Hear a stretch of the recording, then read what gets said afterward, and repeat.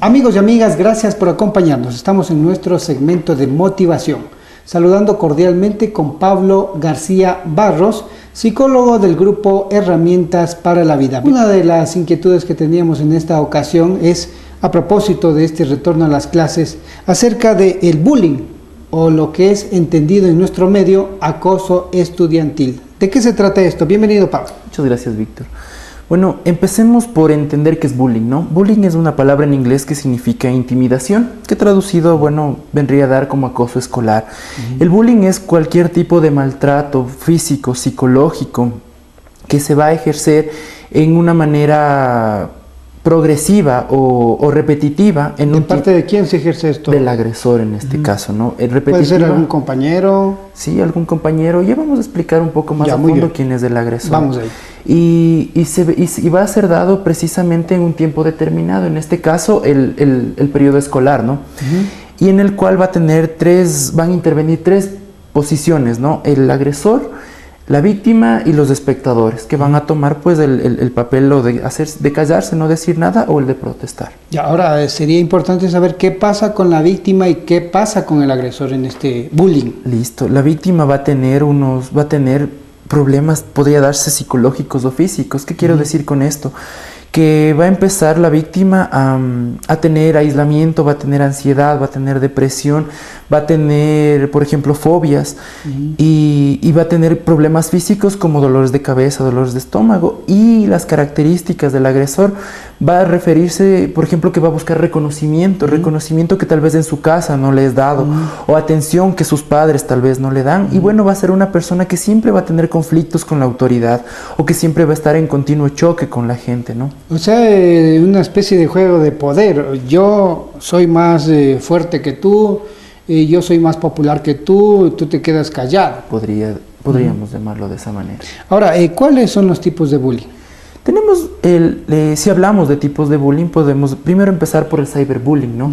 Que es el que están subiendo información o videos de la persona violentada y comentan en manera agresiva, se burlan, ¿no?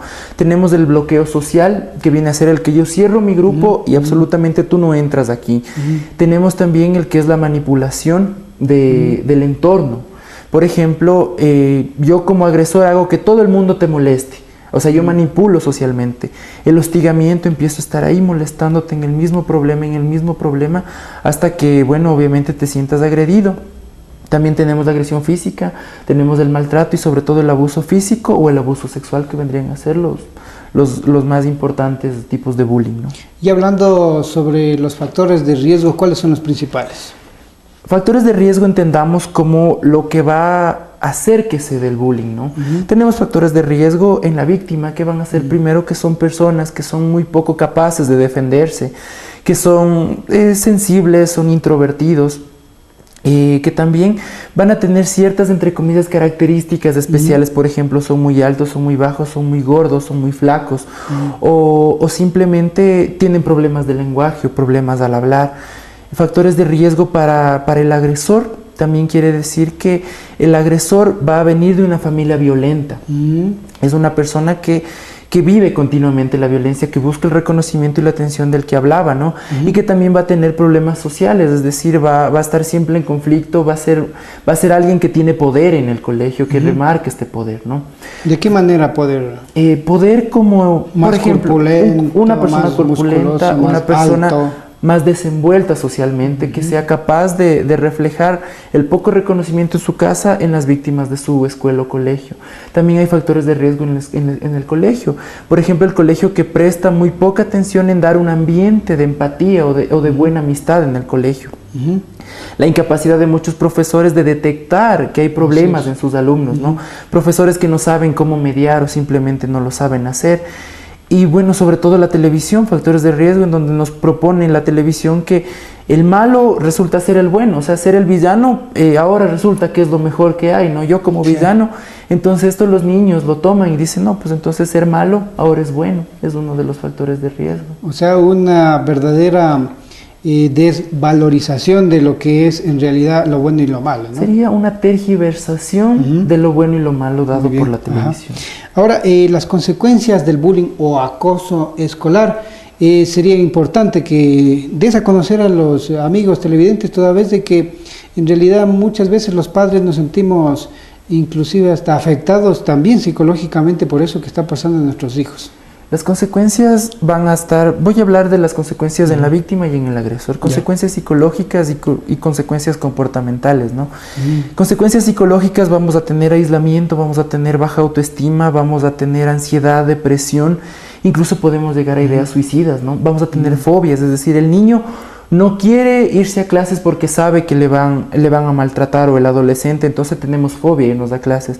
Vamos a tener un bajo rendimiento académico. Y bueno, hablando de las consecuencias en el agresor, vamos a tener claramente que él va a aumentar su irritabilidad, es decir, que va a ser más enojado, va a ser más disocial en sus relaciones, va a tener conflictos a raíz de violencia, o sea, es decir, toda la violencia que yo acarreo, pues voy a seguirle aumentando y rellenando esa violencia en mi vida, ¿no? Y sobre todo también entender que podrían tener conflictos delincuenciales, o sea, podrían llegar a ser unos delincuentes en potencia al momento de no ser frenado esto. Ahora, lo importante es saber cómo actuar frente al bullying o acoso escolar. Me parece una excelente pregunta, Víctor, porque necesitamos todos trabajar en esto, ¿no?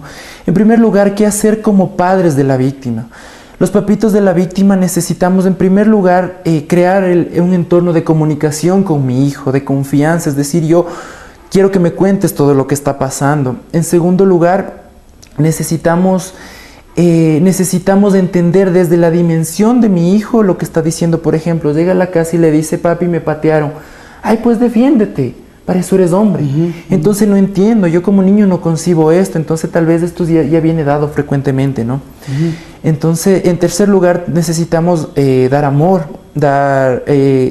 tratar con amor a la víctima como papás, ¿no?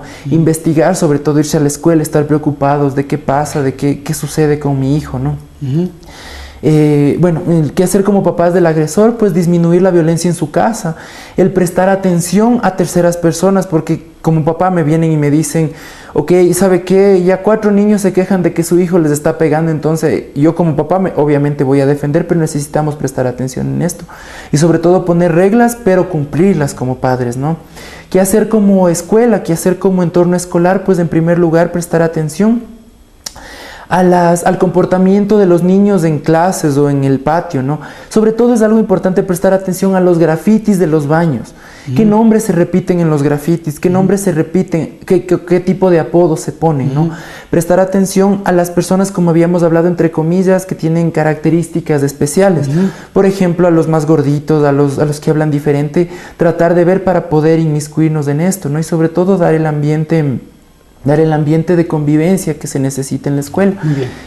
Vamos a concluir esta entrevista con algo que sería importante saber qué hacer como víctima, toda vez de que inclusive, como también nosotros hemos sido estudiantes, siempre hemos caído también con el acoso de alguna persona que nos ha querido agredir, o en muchas veces, como se dice comúnmente, ver las costuras, ¿no? Claro que sí. Bueno, en primer lugar yo quisiera hablar a las víctimas, a los que son víctimas, y decirles que ustedes no tienen la culpa de lo que les están agrediendo. O sea, no porque tienen ciertas características que son buenas a la vez, no son culpables de que los agredan. En segundo lugar, tenemos que empezar a confiar en los adultos. Los adultos son plenamente confiables, tenemos papás, tenemos profesores en quien nos podemos basar.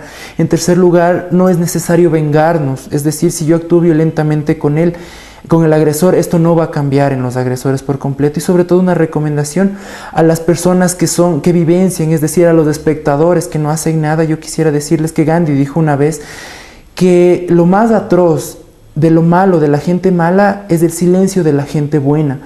El momento de no decir nada, pues estamos aprobando esta actitud, a trabajar, a darle confianza y a ser amigos, sobre todo con los agredidos. Interesante, y vamos a agradecer nuevamente a Pablo García Barros del grupo Herramientas para la Vida. ¿Algún teléfono, algún contacto, alguna dirección en donde los amigos puedan tratar estos temas más personalmente? Claro que sí. El teléfono de nuestro consultorio es el 2444-153. Mi número celular es el 08-430-2319. Somos psicólogos clínicos especializados en este tipo de temas. Estamos a sus completas órdenes. Nuevamente agradecemos a Pablo García Barros del grupo Herramientas para la Vida con este interesante tema, el acoso estudiantil. Muchas gracias a ustedes.